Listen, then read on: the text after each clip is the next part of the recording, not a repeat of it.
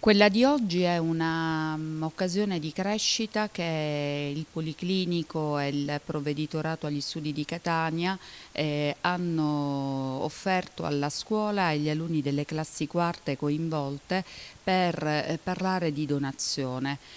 Donazione di organi, donazioni di tessuti. In realtà tutto questo è riconducibile ad un concetto che forse ultimamente si è perso, ed è il concetto del dono, la cultura del dono, che spesso in un momento di grande disagio emotivo che vivono spesso le generazioni adolescenziali e non, è opportuno ritrovare all'interno della intimità e della capacità relazionale del singolo uomo.